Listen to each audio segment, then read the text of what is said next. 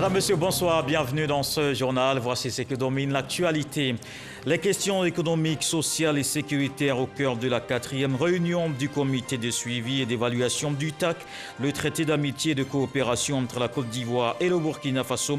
Les experts insistent sur le renforcement des renseignements et la multiplication des opérations communes de lutte contre le terrorisme. C'était dimanche dernier dans la commune de Makori. 7 enfants sont morts, noyés suite à une baignade dans la lagune. Le gouvernement, aux côtés des familles endeuillées, la ministre de la Solidarité, Ms. Belmondo Dogo, apporte la compassion et le réconfort du chef de l'État. Dans l'indénié Douablin, Ngrakon, Agninikro et Amiankwassikro espèrent la réhabilitation de la voie qui mène à Bengourou. Ces 3 villages portent la plus grande partie de la production cacaoyère de cette région. Les producteurs de cacao et les populations espèrent le désenclavement pour le développement de ces localités. Le dossier assure dans ce journal. En République démocratique du Congo, le président Félix Tshisekedi a décrété l'état de siège dans certaines provinces en conflit. Des populations ont fui des villages qui ont été brûlés dans le sud Kivu et l'Ituri. Des sources locales ont fait état de 24 000 déplacés. Il s'est tenu à Abidjan la 4e réunion du comité de suivi et évaluation du TAC, le traité d'amitié et de coopération entre la Côte d'Ivoire et le Burkina Faso. Les experts ivoiro-burkinabés ont échangé sur les questions de sécurité, économie et infrastructure. Les ministres des Affaires étrangères des 2 pays, Kandia Camara et Alpha Bari, ont signé le rapport qui a sanctionné les travaux. On le voit avec Moussa Konaté. 4e réunion du comité de suivi et évaluation du traité d'amitié et de coopération entre la Côte d'Ivoire et le Burkina Faso. Après 2 jours de travaux, les experts ivoiriens et burkinabés sont arrivés à des conclusions, au nombre desquelles. Au regard de la persistance des attaques terroristes, les parties envisagent le renforcement des échanges d'informations et de renseignements entre les services compétents, la multiplication des rencontres de concertation entre les services de sécurité des frontières aux fins du traitement conjoint des problèmes, la multiplication des opérations antiterroristes conjointes aux frontières communes, le renforcement de la surveillance des zones protégées communes afin qu'elles ne servent pas de base ou de refuge aux terroristes. Concernant le projet de construction de l'autoroute Yamoussoukro à Ouagadougou, les délégations ont souligné la nécessité pour les 2 gouvernements de poursuivre conjointement la recherche de financement en vue de mener à son terme ce projet essentiel pour les 2 pays. Des décisions et recommandations contenues dans un rapport signé par les ministres des Affaires étrangères des 2 pays. Il ressort des conclusions de cette 4e réunion que d'énormes progrès ont été enregistrés dans de nombreux secteurs et des résultats appréciables ont été obtenus. Cependant, de nombreux défis restent à relever. Ainsi, des recommandations pratiques ont été formulées pour guider nos actions futures afin de nous permettre de renforcer le niveau d'exécution des projets et programmes communs conclus dans le cadre du traité d'amitié et de coopération entre nos 2 pays. Me paraît-il opportun de saisir cette occasion pour lancer un appel appuyé à tous les acteurs de notre coopération afin que nous puissions fédérer davantage nos efforts pour relever les défis résiduels. Cela est d'autant plus nécessaire que le Burkina Faso et la Côte d'Ivoire sont liés par plus de 80 accords de coopération dont le taux de mise en œuvre reste encore assez faible. Les 2 délégations se disent également satisfaites des avancées dans la préparation de la 3e édition du Forum des hommes d'affaires ivoiriens et burkinabés. L'événement se tiendra en marge de la 9e conférence du traité d'amitié et de coopération prévue en juillet 2021 en Côte d'Ivoire. On s'intéresse à cet autre traité à l'échelle continentale cette fois. L'engagement de la Côte d'Ivoire dans la mise en œuvre de la zone de libre-échange continentale africaine est désormais visible. Le bureau du comité national est opérationnel depuis ce 29 avril. Il permettra de sensibiliser les opérateurs économiques sur les opportunités de ce vaste marché. Noël Niagno. Le bureau national, la ZELCAF, zone de libre-échange continentale africaine, sise à Abidjan-Corory-les-Vallons. L'expression de la visibilité de l'engagement de la Côte d'Ivoire est opérationnelle à compter de ce jeudi, 29 avril. Une date chargée de sens. Elle commémore commémore la date de dépôt des instruments de ratification de la Charte par le 22e État africain. Pour information, l'adhésion du 22e État a permis à l'accord de prospérer. D'où l'avènement le 30 mai 2018 du Comité national de la zone de libre-échange continentale africaine. Il sert d'interface sur le plan national entre l'État ivoirien et le secrétariat général de la ZLECAf à Accra. À ce titre, il est chargé de promouvoir l'accord au niveau national, contribuer à l'élaboration des stratégies nationales, traiter les questions liées aux négociations et à la mise en œuvre de l'accord, contribuer au renforcement de l'expertise nationale dans le domaine du libre-échange, recueillir les propositions des acteurs nationaux en vue d'une meilleure participation de la Côte d'Ivoire aux négociations. Une somme de dispositions auxquelles ont adhéré les privés ivoiriens pour leur pertinence. Nous tenons à vous rassurer quant à la prise de conscience du secteur privé ivoirien sur les enjeux de compétitivité, voire de survie de leurs entreprises à l'avènement de cette zone de libre-échange. Il s'est engagé à travers des projets et activités de sensibilisation, de formation sur les différents mécanismes et instruments mis en place pour un accès facile et bénéfique à ce grand marché. Ce grand marché de plus d'1 milliard de consommateurs a ses exigences.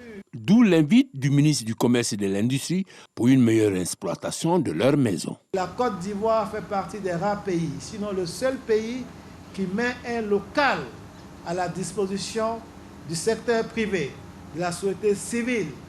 Les locaux vont contribuer à faciliter la coordination et la mutualisation des efforts et actions de tous les acteurs et à travailler en bonne intelligence avec l'administration publique, le secteur privé, la société civile pour l'opérationnalisation des échanges dans le cadre de la ZLECAf.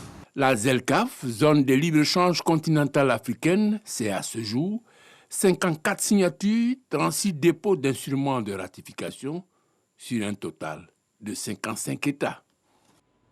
Le monde du travail a marqué une pause ce samedi 1er mai dans la région du Cavally. La célébration de la fête du travail dans la ville de Guiglo n'a pas connu son ambiance habituelle en raison de la pandémie de Covid-19. Elle s'est faite à la préfecture de la ville dans le respect des mesures barrières. Herman Guivé.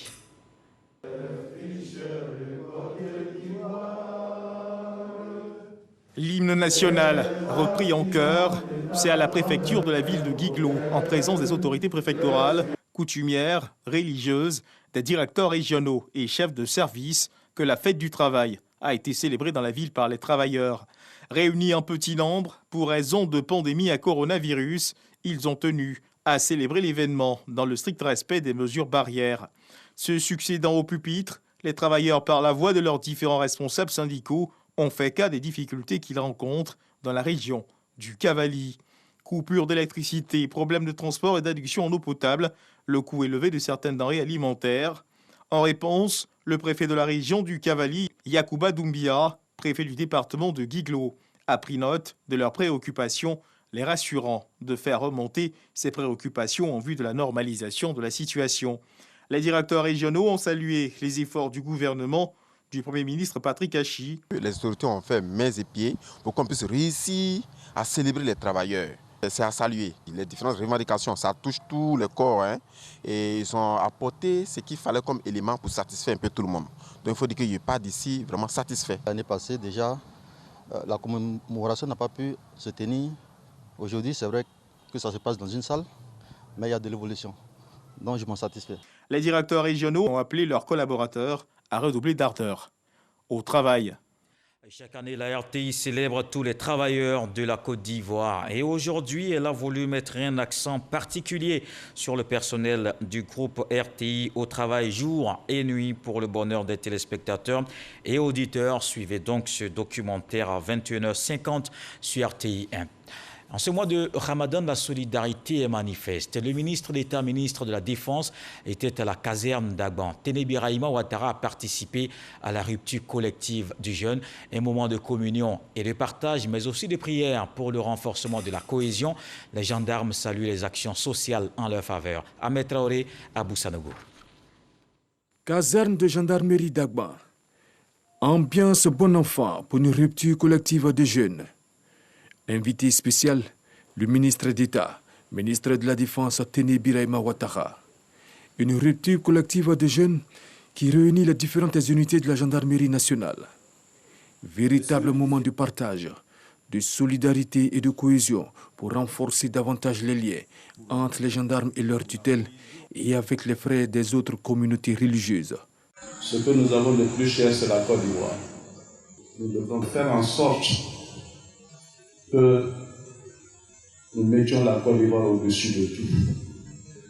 Et ceci ne peut se faire que dans la paix, la cohésion, l'entente, la fraternité. Le général de corps d'armée Alexandre Apalo Touré, commandant supérieur de la gendarmerie nationale, s'est félicité de l'initiative. Un acte de piété à encourager selon lui. Monsieur le ministre d'État, ministre de la Défense, votre première entrée ici, dans ce camp mythique de l'institution qu'est la gendarmerie nationale, vous a conduit directement à la mosquée. Je voudrais dire merci à Dieu et lui dire que nous lui faisons confiance, lui Dieu Tout-Puissant, lui qui a induit dans nos esprits que la paix et le bon comportement sont de très bonnes choses et que chacun doit s'ingénier pour que ces choses-là soient, afin que nos États puissent vivre dans de bonnes conditions, que nos populations soient en paix. Après la rupture collective de jeunes, le ministre d'État, ministre de la Défense Téné Birahima Ouattara, qui avait à ses côtés le chef d'état-major général des armées, le général de corps d'armée Lassina Doumbia, a participé à la prière de Isha, ou la prière de 19h, avec ses hommes. Dans le domaine de la communication, l'Union des journalistes et communicateurs musulmans de Côte d'Ivoire a organisé hier à Cocody une rupture collective du jeûne. Cette troisième édition a permis aux journalistes de suivre une communication sur les fake news. Cette rencontre met également l'accent sur la célébration de la solidarité et la fraternité. Les ministres Amadou Koulibaly et Eva Gondo Diomandé ont participé à la cérémonie convoi avec Mamadou Kwasi. Après une édition ratée due à la Covid-19, les journalistes et communicateurs musulmans de Côte d'Ivoire renouent avec la traditionnelle rupture collective des jeunes musulmans. Et pour cette troisième édition, tout a été mis en œuvre pour faire de cette rencontre de solidarité un moment convivial. Cette année, l'Union des journalistes et communicateurs musulmans de Côte d'Ivoire, UJCOMSI, a porté son choix sur le thème « Journalistes et communicateurs musulmans face aux fake news ». Occasion pour le conférencier de situer les journalistes musulmans sur leurs responsabilités dans le traitement de l'information. Il est demandé aux journalistes musulmans, porteurs d'une éthique de la bienfaisance, d'avoir du recul, de ne pas être dans le buzz, de ne pas être dans l'instantanéité. Quand on reçoit une information, on doit avoir du recul, faire suffisamment de recoupage, vérifier. Et après avoir vérifié, faire un traitement objectif pour pouvoir diffuser l'information. La rupture collective à l'UJCOMSI, c'est aussi la mobilisation de fonds pour des actions sociales à l'endroit des démunis. La rupture collective est un prétexte pour nous en réalité pour faire un pas social au nom des journalistes envers les familles les plus défavorisées en cette fin de Ramadan pour qu'ils puissent passer dans la fête dans de bonnes conditions. Aux côtés des journalistes, plusieurs cadres musulmans et des imams, tous venus saluer cet esprit de solidarité, sans toutefois marquer leur adhésion à l'engagement des journalistes musulmans à œuvrer pour des informations vraies et justes. Le ministre de la Communication, patron de l'événement, s'est réjoui de l'initiative de l'UJCOMSI d'être un vecteur de paix et de cohésion dans le milieu des médias en Côte d'Ivoire. Ce monde dominé par les réseaux sociaux aujourd'hui, qui ont démocratisé la communication, mais vous devez pouvoir trouver votre voix dans tout ce foisonnement de perception. Et votre voix, elle prend son socle dans notre religion, qui est l'islam, qui est une religion de vérité. Vous devez pouvoir contribuer à la cohésion de la société ivoirienne. La rupture collective à l'UJCOMSI a été également l'occasion pour les journalistes musulmans de prier pour la paix, mais surtout pour le repos des âmes des différents présidents du COSIM ainsi que des deux derniers premiers ministres. Avec Didier Nguessan, allons à la mosquée à Guin des Deux Plateaux. Les fidèles musulmans conviés à partager un repas, des artistes et professionnels du mannequinat ont pris part à cette rupture du jeûne. Des prix également remis à 4 personnalités qui se distinguent dans les œuvres sociales en faveur des personnes défavorisées. Vous avez notre bénédiction, vous avez notre soutien. Une prière et des bénédictions de l'imam principal de la mosquée d'Adjien de Plateau, Aboubakar Koulibaly, et la cérémonie de rupture de jeûne peut commencer. Le 5 mois de Ramadan est l'occasion toute trouvée par Fatim Sidimé de partager un repas avec la communauté musulmane, les artistes et les stylistes. Fatim Sidimé et les guides religieux ont médité et invoqué Allah pour ce moment de communion fraternelle. Nous ne pouvons que remercier notre fille, apprécier sa démarche vers les autres et c'est ce que nous souhaitons dans la société ivoirienne. Il est très important de partager les valeurs de l'islam. J'ai voulu en fait, le temps d'une soirée, inviter tous nos collaborateurs, nos amis, nos familles du monde artistique, des arts, de la culture, de la mode, du mannequinat, les inviter à dîner ensemble, à partager nos valeurs. Cet esprit de partage se retrouve au quotidien chez des âmes charitables que l'organisatrice met en lumière. Yao Kwasi Javigno, Ibrahim Magassa, Hassan Hayek et la ministre Kandia Kamara sont récompensés. Ça fait plaisir, ça fait toujours plaisir et surtout ça va servir. On va essayer de rapidement faire en sorte que cet argent puisse sauver aussi 2 ou 3 personnes qui doivent être opérées. C'est une grande dame pleine d'humilité qui pose ses actions sociales vraiment dans la grande discrétion. D'ailleurs, c'est ce que le prophète sallallahu alayhi wa sallam recommande. Plusieurs vivres ont été remis à la communauté musulmane. Dimanche dernier, dans la commune de Makori, 7 enfants sont morts, noyés suite à une baignade dans la lagune. Le gouvernement, aux côtés des familles endeuillées, la ministre de la Solidarité, Miss Belmondogo, apporte la compassion et le réconfort du chef de l'État, Mamadou Kwasi. Ils sont 6, tous des rescapés de la noyade survenue le dimanche dernier à Makori à Lyodan. 7 autres ont péri dans cette partie de baignade dans la lagune ébriée. On est parti jouer ballon. Pour retourner, on est parti se rincer. Après de ça, on est rentré dans l'eau là. Nous, on n'est pas parti au loin, eux ils sont partis au loin. On est parti, il n'y avait rien. C'est retour là, lui est monté. Nous tous, un tas s'est noyé. C'est ça, s'est noyé, il y a 2 qui sont restés dans l'eau. Une semaine après ce drame, les familles sont encore sous le choc. Elles ont du mal à exprimer la perte de 7 enfants, dont l'âge varie entre 12 et 14 ans. Les enfants ne vont plus aller jouer dans la lagune et prier. Ça, c'est fini. Ce dimanche a été la cérémonie du 7e jour du décès de ces enfants. Et pour l'occasion, le gouvernement était représenté. Miss Belmondogo, ministre de la Solidarité et de la lutte contre la pauvreté, était aux côtés des familles pleurées pour apporter réconfort et soutenir l'État du Côte d'Ivoire. Une enveloppe de 500 000 francs CFA a été remise à chacune des 7 familles endeuillées. Le gouvernement s'est engagé à être encore plus proche des populations dans la perspective de construction d'une Côte d'Ivoire solidaire. Nous sommes venus aujourd'hui pleurer nos enfants d'Aliodan, morts dans cette noyade.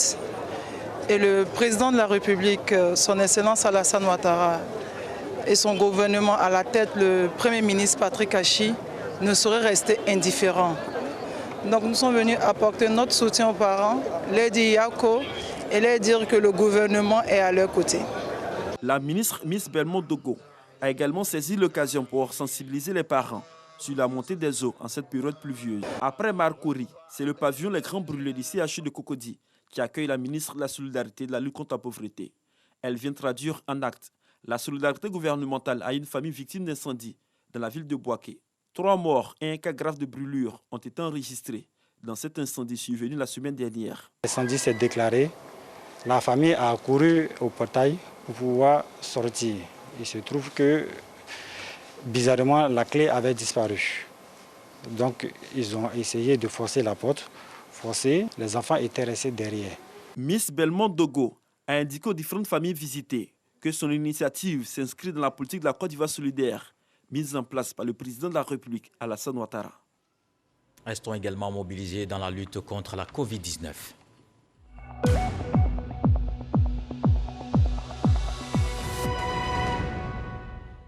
Le ministère de la Santé, de l'Hygiène publique et de la couverture maladie universelle a enregistré ce dimanche 36 nouveaux cas de Covid-19 à la date du 2 mai. La Côte d'Ivoire compte donc 46 150 cas confirmés, dont 45 644 personnes guéries, 287 décès. Le 1er mai, 4 128 personnes ont été vaccinées, soit un total de 163 176 personnes vaccinées contre la Covid-19.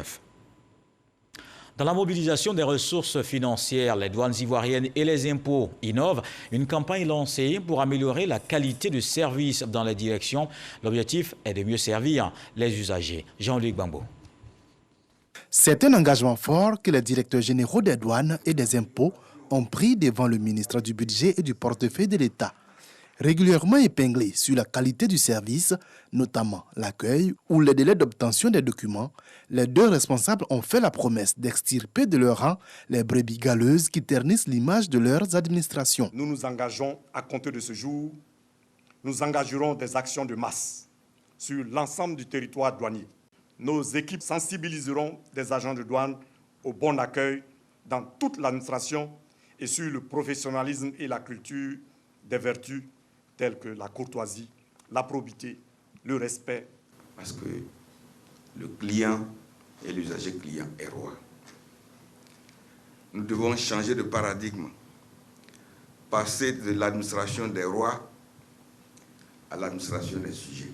Des engagements qui ont été pris à la faveur du lancement de la campagne pour l'amélioration de la qualité du service public.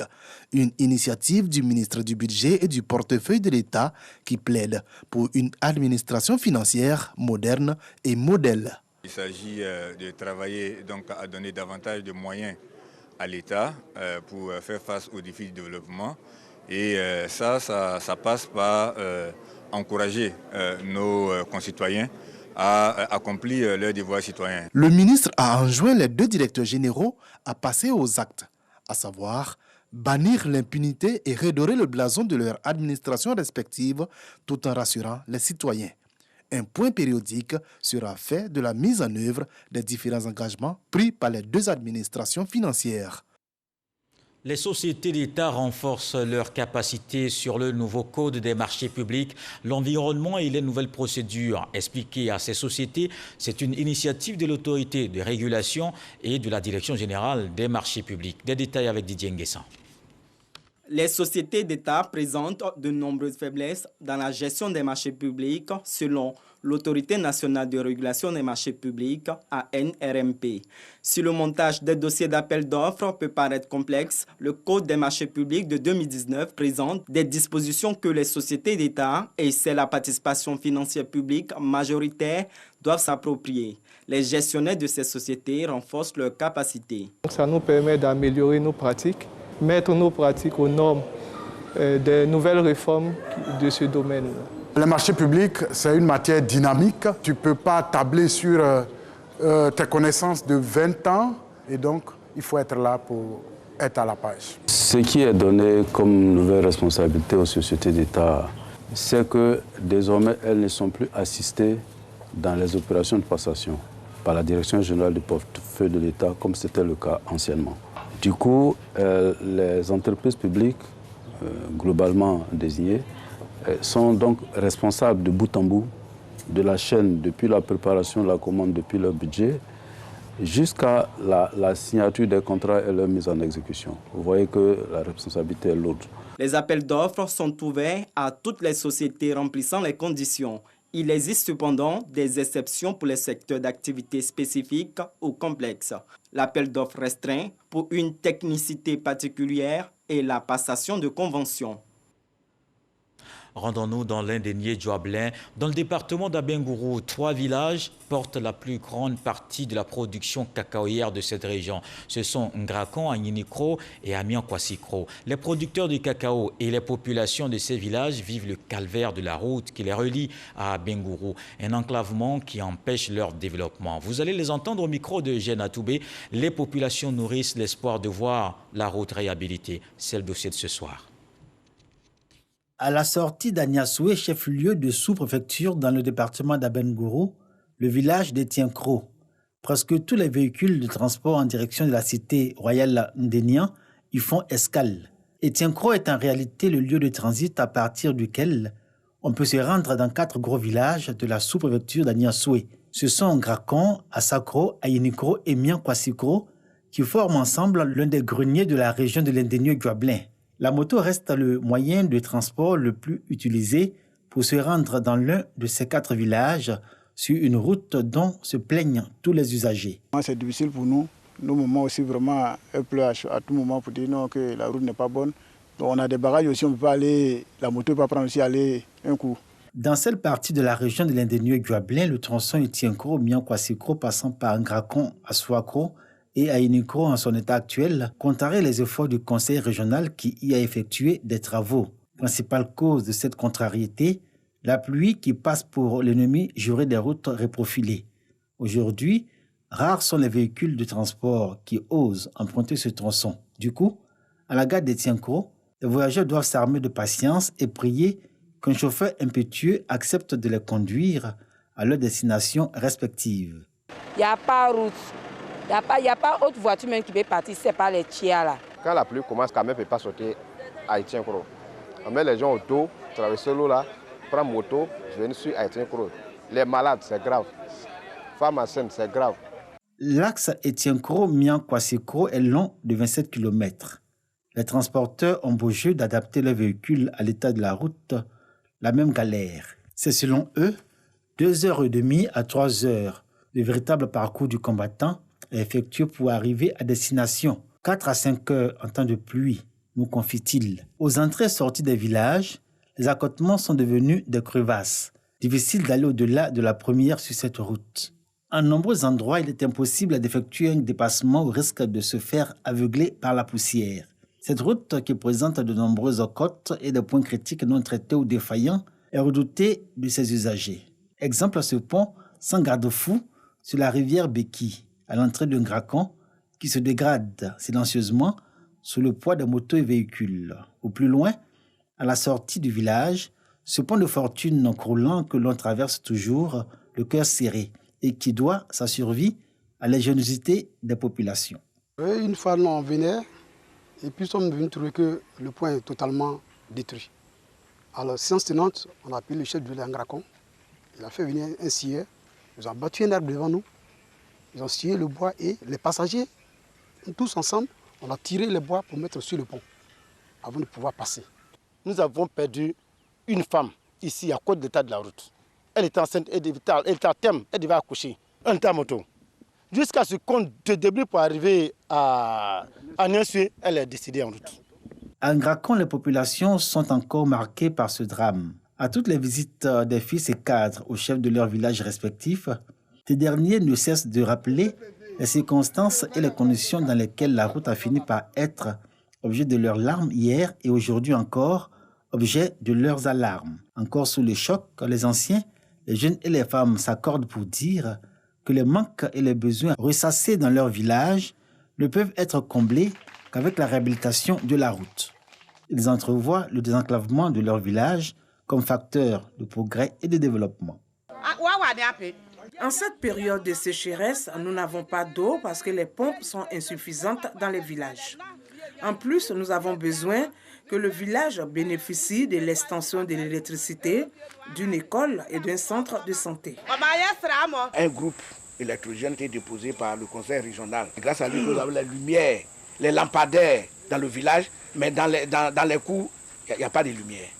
Nous avons appris qu'il y a un projet qui est venu, qui doit alimenter et électrifier tous les villages. Le chef de village et toute la notabilité d'Amian Kwasiko entretiennent avec les fils, cadres et populations de ce village, d'environ 10 000 âmes, l'espoir de passer des lampes solaires et lampes à batterie aux ampoules électriques dans les habitations. La réhabilitation de la route jusqu'à Etienko reste le vœu le plus ardent de ce village. Les voisins Brekoum et Apuesso dans la sous-préfecture de Zaranou ont obtenu le reprofilage de la voie qui les relie, grâce au conseil Café Cacao, au bonheur des producteurs de ces deux localités. Pour les producteurs des localités de Ngrakon, Ainikro, Asakro et Miankwasiko en revanche, il faut encore gérer les mêmes problèmes liés au mauvais état des routes, le temps que durera cette campagne Café Cacao. Le conseil général et le conseil Café Cacao, ils n'ont qu'à passer à la voie Etienko à Miankwasiko. C'est dur et c'est plus que pénible. Et chaque année, ça s'empire. On est obligé de faire le grand tour, tout en passant par Bengourou, à Poisson, avant de revenir à Sakro. On perd sur tous les plans. Ce que je peux dire à cette population, c'est que nous travaillons pour elle. Le temps que le gouvernement prenne des dispositions pour remettre cette voie en état. Voilà, on a besoin de ponts sur la rivière Beki et un pont qui soit bien fait. Et puis il y a encore un pont après Ngrakon qu'il faut aussi bien faire. Et si ces deux ponts-là sont faits, je pense que l'économie gagnera. Etienko, Ngrakon, Ainikro, Aswakro et Amian Kwasiko lancent un SOS pour le désenclavement. La voie vers le développement et le progrès. Si ces villages attendent avant tout l'intervention de l'État, ils font toutefois un clin d'œil au Conseil régional de l'Indonésie et au Conseil Café Cacao pour le poids qu'ils représentent à eux 5 en termes de production de café et de cacao dans cette région. C'est la commercialisation du café cacao avec pour corollaire la réduction drastique du pouvoir d'achat des producteurs dans cette partie de l'Indonésie qui fournit plus de 60% de la production régionale qui risque de prendre un terrible coup en cette campagne 2021, objet de toutes les attentions. Le dossier régional de ce soir avec Eugène Atoubé, Ngrakon, Ainikro et Amian Kwasiko, le défi du désenclavement. Dans le cadre du Dimanche Magazine de ce 13h, Herman Guivet a reçu M. Faisal Bouraïma. Il est spécialiste technique sur les questions d'emploi vert et de transition juste vers la durabilité environnementale. Au Bureau international du travail, leurs échanges ont porté sur le projet de l'action climatique pour l'emploi. Je vous invite à suivre un extrait de l'entretien. Cette initiative, elle est pertinente pour la Côte d'Ivoire, en ce sens que la Côte d'Ivoire fait partie déjà des pays africains, à l'instar du Ghana, du Sénégal, qui ont déjà développé une stratégie nationale de promotion des emplois verts. Cette initiative, ça permettra à la Côte d'Ivoire d'aller aux prochaines étapes qui consisteraient à développer les capacités des experts nationaux sur ces questions d'analyse dont j'évoquais. Il était prévu, et dans le cadre de ce programme, il y a un projet spécifique qui s'appelle la dimension sociale de la transition écologique qui couvre la Côte d'Ivoire, le Sénégal et le Nigeria. Et dans le cadre de ce projet, une plateforme de formation sur cette expertise-là sera créée et hébergée ici en Côte d'Ivoire. C'est quelque chose qui n'existe pas en Afrique francophone. Effectivement, oui. Donc la Côte d'Ivoire va héberger cette plateforme qui permettrait non seulement aux experts ivoiriens, mais aussi aux experts de tous les autres pays francophones de venir se former sur ces questions d'analyse quantitative, de modélisation des impacts socio-économiques et des impacts en termes d'emploi de l'action climatique. Cette transition est une vraie opportunité pour la Côte d'Ivoire en termes de création d'emplois. Dans le reste de l'actualité, comme tous les dimanches, on fera le tour de tout ce qui a marqué toute cette semaine d'informations dans le monde. C'est dans le 7 sur 7.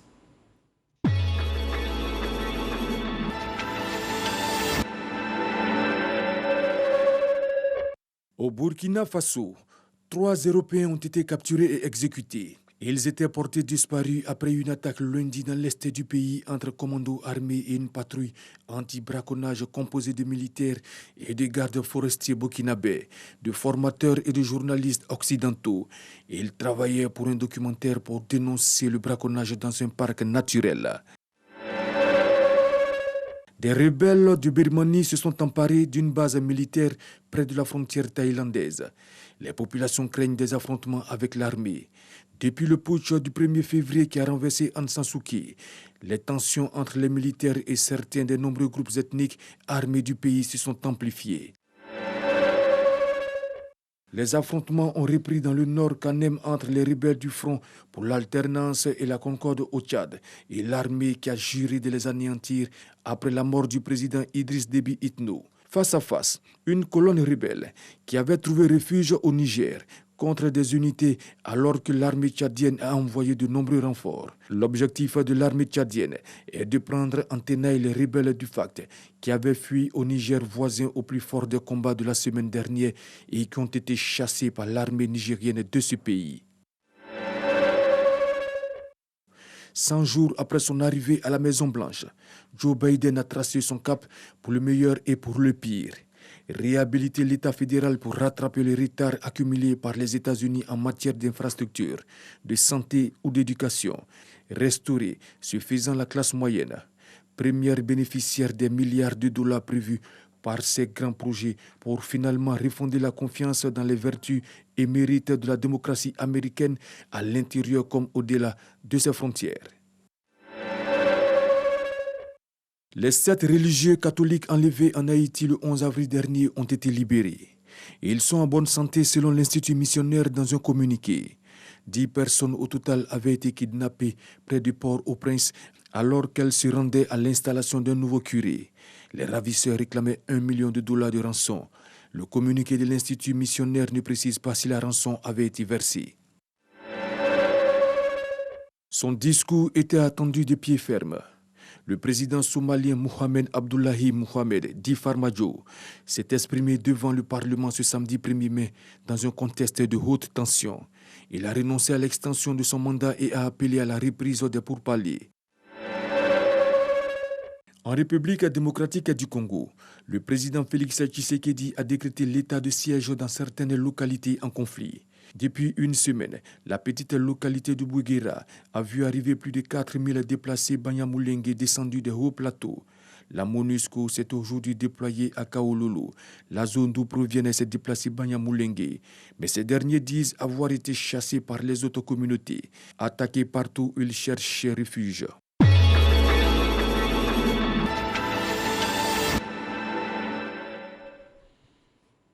C'était le 7 sur 7 avec Abou Sanogo. Chaque année, la RTI célèbre tous les travailleurs de la Côte d'Ivoire. Et aujourd'hui, elle a voulu mettre un accent particulier sur le personnel du groupe RTI au travail jour et nuit pour le bonheur des téléspectateurs et auditeurs. N'oubliez pas, suivez ce documentaire à 21h50 sur RTI 1. Voilà qui met un terme à ce journal. Merci de l'avoir suivi. Ce soir, le sage nous apprend que parfois, c'est celui qui s'égare qui découvre de nouveaux chemins. Je vous souhaite une fructueuse semaine. Dieu le voulant, on se retrouve demain.